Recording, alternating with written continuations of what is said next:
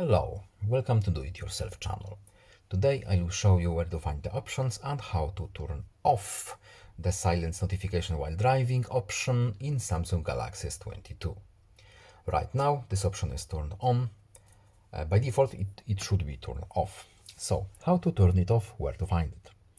Settings, of course, then safety and emergency, and here we have silence notifications while driving.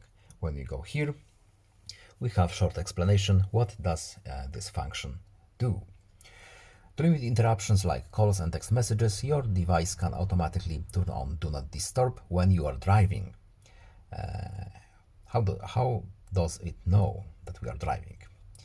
Your device uses motion and Bluetooth connections to figure out when you are moving in a moving vehicle. So Mr. Flash cannot use this function because it will be silenced all the time. Tap this box off. Now this option is turned off. It will not automatically turn on Do Not Disturb function when we are moving faster than normal. So I hope this video was helpful to you. Please leave a like and subscribe. Have a nice day and see you in the next video. Goodbye.